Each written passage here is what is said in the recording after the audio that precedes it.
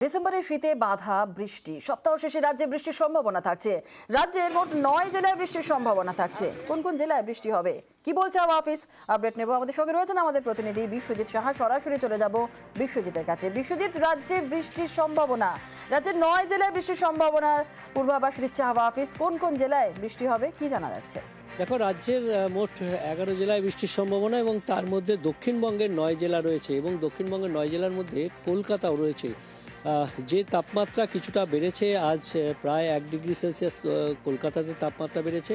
আগামীকাল থেকে আরও একটু তাপমাত্রা বাড়বে, অর্থাৎ আরও তাপমাত্রা পারদ চড়বে এবং শীতের যে আমেজ, সেই শীতের আমেজটা কমবে।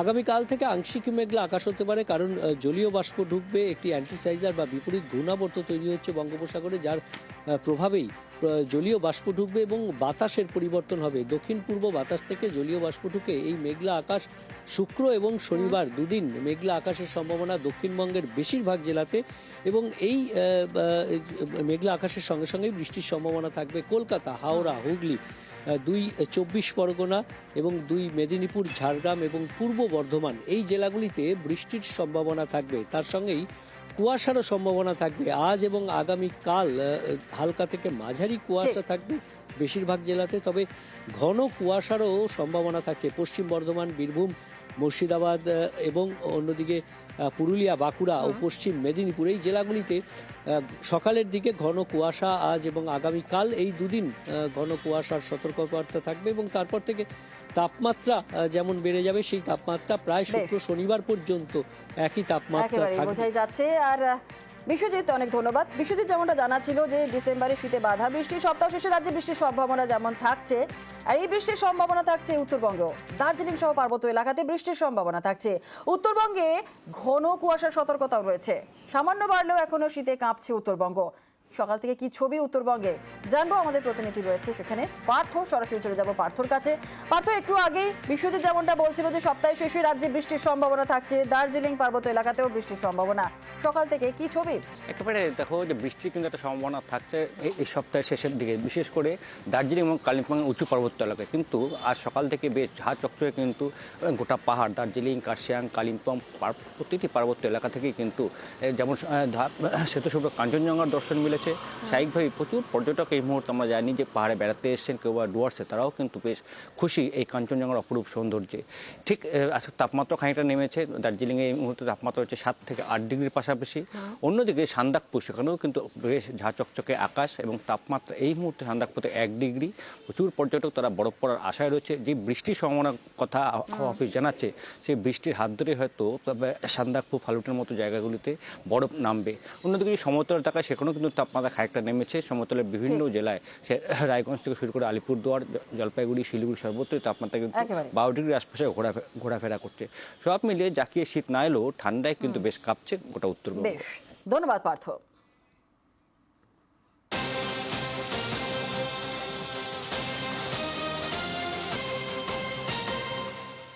পুরনো বিবাদের জেরে বাড়িতে আগুন, শিউরির নহদরি গ্রামে মোড়লের বাড়িতে আগুন, রাতেই বাড়িতে হামলা দুষ্কৃতীদের। আরো একবার আপনাদের জানাই, পুরনো বিবাদের জেরে বাড়িতে আগুন, শিউরির নহদরি গ্রামে মোড়লের বাড়িতে আগুন, রাতেই বাড়িতে হামলা দুষ্কৃতীদের। আরো বিস্তারিত জানবো ঠিক কি ঘটেছিল, সুপ্রতিম। দেখো, যে ঘটনা ঘটেছে সেটা হচ্ছে বীরভূমের স্থানীয় মিনিস্ট্রির লাগোয়া যে গ্রাম রয়েছে নহদরি, সেখানে মোড়লের বাড়িতে আগুন দেওয়ার ঘটনা ঘটলো।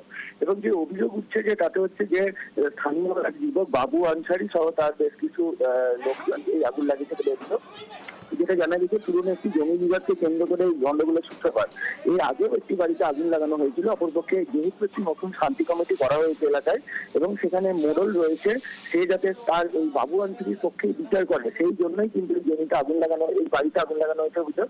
এবং আগুন লাগানোর ঘটনা গতকাল গভীর রাত্রে ঘটে এবং সেই সময় কিন্তু দমকলের একটি ইঞ্জিন যায় ঘটনাস্থলে, পুলিশ যায়। তবে এরপর থেকে যাদের বিরুদ্ধে অভিযোগ তারা কিন্তু পলাতক।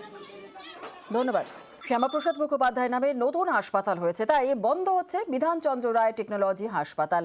এমনই সিদ্ধান্ত নিয়েছে খড়গপুর আইআইটি। পুরনো হাসপাতাল বন্ধের বিরুদ্ধে পথে স্থানীয়রা। খড়গপুর আইআইটিতে বিক্ষোভ, ডিরেক্টরের অপসারণের দাবি।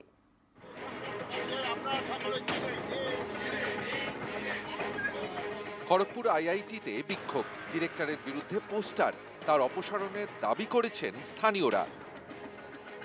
ঘটনার সূত্রপাত খড়গপুর আইআইটির নয়া হাসপাতাল তৈরি নিয়ে। পশ্চিম মেদিনীপুরের বলরামপুরে নতুন হাসপাতাল তৈরি করছে খড়গপুর আইআইটি। নাম শ্যামাপ্রসাদ মুখোপাধ্যায় সুপার স্পেশালিটি হাসপাতাল। এটি ক্যাম্পাস থেকে 4 কিলোমিটার দূরে। খড়গপুর আইআইটি ক্যাম্পাসের মধ্যেই রয়েছে তাদের বিসি রায় টেকনোলজি হাসপাতাল। নতুন হাসপাতাল চালু হলে এই পুরনো হাসপাতাল বন্ধ করার সিদ্ধান্ত নিয়েছে খড়গপুর আইআইটি কর্তৃপক্ষ। এর বিরুদ্ধেই বিক্ষোভে স্থানীয়রা। আমরা কখনো বলছি না যে সুপার স্পেশালিটি হসপিটালটা চালু না হোক, ওটা চালু হোক, কিন্তু আমাদের ঘরের মধ্যে যে একটা হসপিটাল রয়েছে এটাও থাকবে। সোমবার খড়গপুর আইআইটির ডিরেক্টরের বিরুদ্ধে চলে বিক্ষোভ।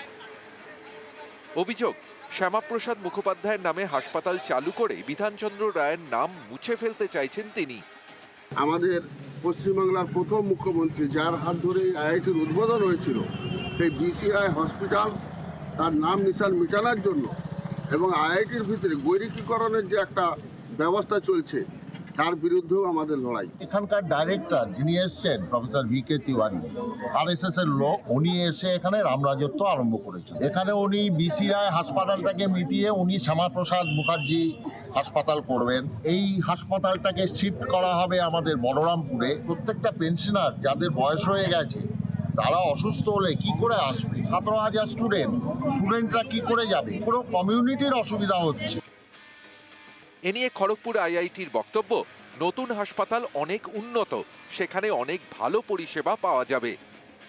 খড়গপুর থেকে শঙ্কর রায়, নিউজ 18 বাংলা। রাজ্য সরকারের টাকায় হাওড়ায় ফুল বাজার 3 কোটি টাকা খরচে তৈরি। একাধিকবার উদ্বোধনের পরেও এই ফুল বাজার চালুই হয়নি। গঙ্গার পশ্চিম পারে ফুল বাজারের গেটে তালা।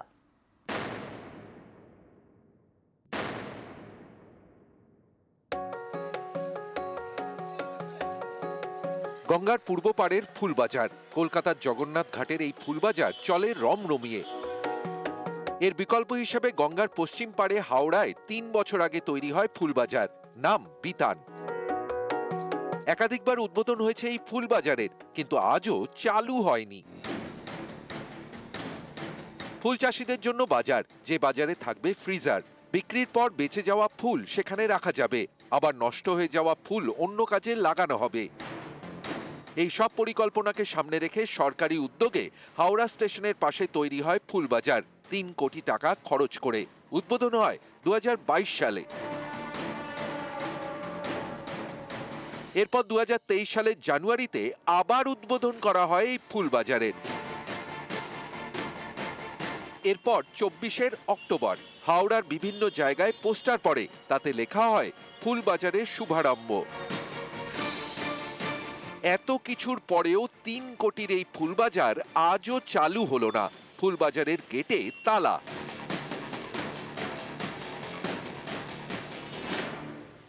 নতুন যে মার্কেটটা হয়েছে আমাদের চাষিদের জন্য, সেই মার্কেটটা এখনো পর্যন্ত চালু হয়নি। এই মার্কেটটা চালু হলে আমরা চাষিরা ঝড় বৃষ্টির হাত থেকে বা রোদের হাত থেকে অনেকটা ছাওয়ায় নিরাপদে আমরা মাল বিক্রি করতে পারবো। আমাদের বেশ ভালোই লাগলো, মনে মনে যে বাসে যেতে হবে না, বেশ সাইকেলে হোক বা হেঁটে চলে যাব, ফুলটা নিয়ে চলে আসবো। কিন্তু কিছুদিন 4 দিন পর শুনলাম যে লোক যাচ্ছে না, ওই জন্যই মানে চালু হলো না। আবার যদি চালু হয় বলছে, পোস্টারিং চারিদিকে দেখা দিচ্ছে, তাহলে আমাদেরই হাওড়াবাসীর কাছে খুব ভালো হবে।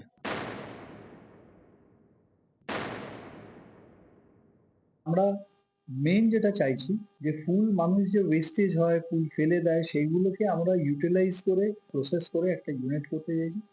এবং মানুষ যে ফুল ধরুন বিক্রি করতে পারলো না, সে একটা কোল্ড স্টোরেজে রেখে যেতে পারে। তো এইটা আমাদের লাস্ট পার্টে অফ দ্য প্রজেক্টটা বাকি আছে।